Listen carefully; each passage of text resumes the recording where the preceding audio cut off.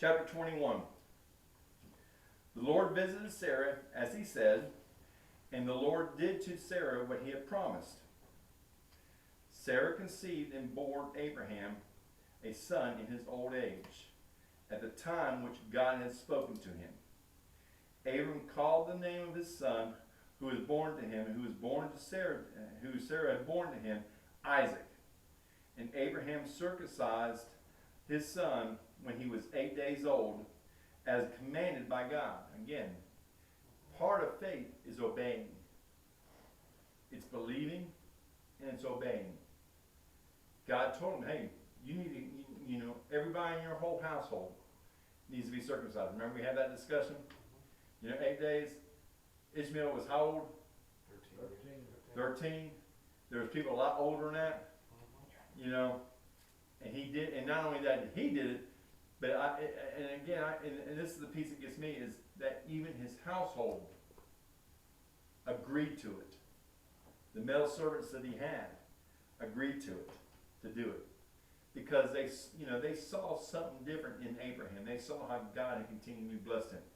So, if I'm sitting around while I'm watching what God is doing, look at our church. Look at what God's been doing in our church. God makes you want to be a part of our church because of what God's wanting to do. And people come and they see what's going on at Pursuit, they want to be a part of that. That's not because of something that we're doing on ourselves. That's because of what God's doing through us. And if any time Pursuit ever gets off, which other churches have, and if it all becomes about the leader, or it all becomes about the elders, or it all becomes about anybody, any of the leaders in our church, and the focus shifts from who God is and what God's doing in Pursuit to what man or woman is doing in Pursuit, it will crumble. It will be destroyed. How do I know that? Go back and read the first or the second and third chapters in Revelation. It's God that walks through the churches. It's not us. And God has closed doors. Where's Ephesus at today? Just a little rabbit. But where Ephesus is today? Ephesus is still a town. It's not a seaport anymore. It's not the home of Christian, which was once a bubbling Christian community that also sent out missionaries from its town. Now Ephesus is sitting there almost kind of like messed up inside the Islamic faith. But what did Jesus say to the church of Ephesus? Hey, you're doing a lot of great things. You really know your scripture. You're really making sure that there's no false teachers. But I have this one thing against you. You lost your first love. And if you don't restore that, I'm going to remove the candlestick. Trust me. I've seen churches, even in America, where God has removed that candlestick. I know God will do that. And God can do it to Pursuit. He can do it to any church. Because why? He's on a mission to redeem the lost world. He's not going to let people get in his way from destroying that. He's not going to allow Satan to get in his way. He's in a mission to redeem the lost world. He calls us to join him. But when we fail, it doesn't stop him from redeeming the lost world. So the child grew, verse 8. The child grew and was weaned, and Abraham made a great feast on the day that Isaac was weaned. But Sarah saw the son of Hagar. Who's that? Who's that son? Ishmael, of the Egyptian, whom she had borne to Abraham, laughing at him.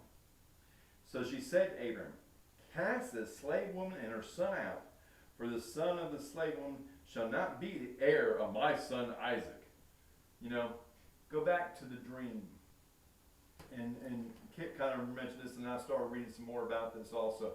And back, because Kit was talking about how, that the Israelites may only been really truly in Egypt 210 years instead of 430 years. It's some of the but in the Jewish writings they said that torment and that torture that was going to begin to happen that crushed Abraham when he was dreaming this begins here with Ishmael laughing at Isaac. And so Sarah, but the thing that, and the thing that is very displeasing to Abraham on the account of his son. But God said to Abraham, be not displeased because of the boy and because of your slave woman. Whatever Sarah says to you, do it, as she tells you. For Isaac will be the offspring be named, and I will make a great nation of the son of the slave woman also, because he is your offspring. So again, God already told him back in chapter 12, you're going to have many descendants. You know, so God's promise, even though it was, you know, Sarah's and Abraham's little plan to try to do what God was promising them, and then we thought, okay, God, here, you know, take Hagar. I'm too old to have children. Here's Hagar, the Egyptian, a younger woman. Use her as your wife. Have a son through him. God's still going to bless Ishmael. Okay? And as we've seen before, he's going to have these 12 princes under him. But he's always going to be in constant struggle with his brothers. And we've seen that, and we talked about it. We've seen that today. The Arab nation still doesn't get along very well. But anyway, so I will make a nation out of his son, that slave woman, because he is your offspring. So Abraham rose early in the morning. He took bread and a skin of water and gave it to Hagar, putting it on her shoulder along with the child, and sent her away. She departed and wandered in the wilderness of Beersheba. When the water of the skin had gone, she put the child under one of the bushes. Then she went and sat opposite him a good way off, about a distance of a bow shot. So, and that's kind of reference to what Ishmael is eventually going to be. He's going to be a good hunter. But but this is about 100 yards away. And for she said, let me not look at the death of my child. And she sat opposite him, and she lifted up her voice, and she wept. God heard the voice of the boy, and the angel of the Lord called on Hagar from heaven and said to her, what troubles you, Hagar? Fear not, for God has heard the voice of the boy where he is.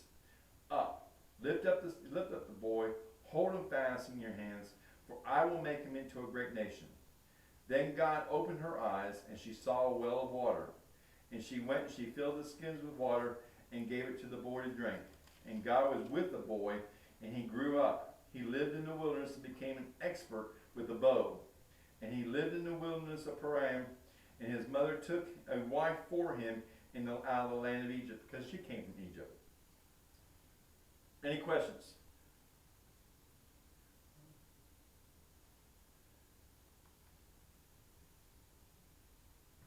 Alright. At that time, now we're going to go back to Abimelech. At that time, Abimelech and Phicol, the commander of his army, said to Abraham, God is with you in all that you do.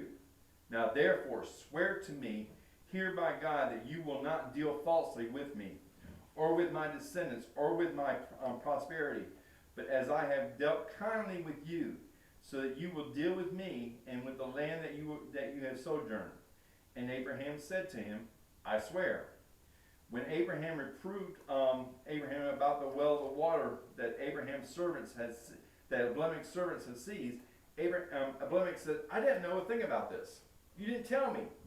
I had not heard this until today. But Abraham took his sheep and oxen and gave it to Abimelech and two men as a covenant. Abraham set aside 7 ewe lambs. Is that young lambs? Female? Okay. Set them apart, and he said, these 7 female lambs you will take from my hand, and will be my witness for me that I dug this well. And therefore the place was called Beersheba, because both of them had sworn on an oath. So now they made a covenant at Beersheba, and Abraham and Phicol, the commander of his army, rose up and returned to the land of the Philistines. And Abraham planted a tamarisk tree in Beersheba and called there on the name of the Lord, the everlasting God.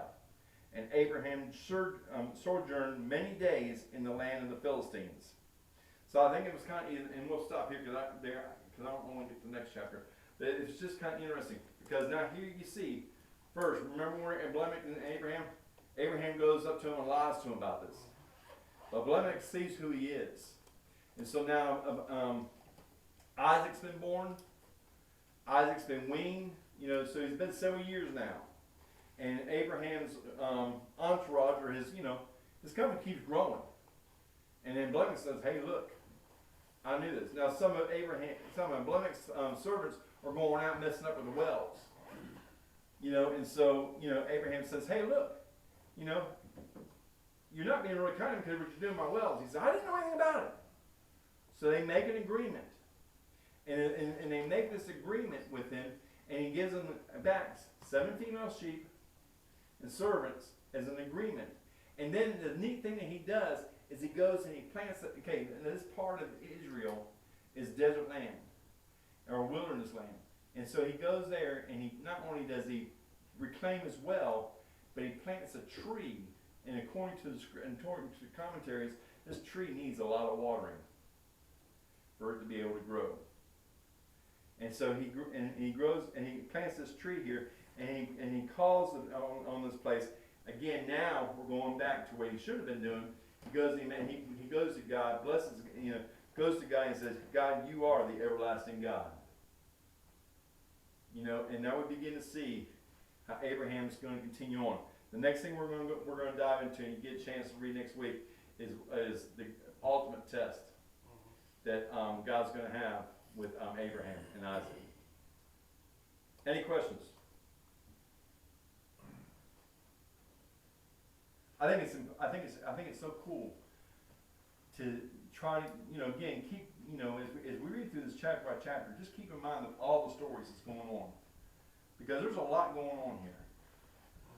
And and I think it's the biggest key, at least for me, is watching the faith of Abraham and realizing that he wasn't some macho faith man. It was just me.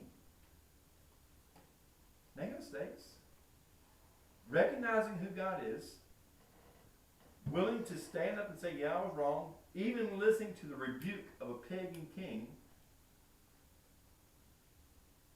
still making things right, still trusting God.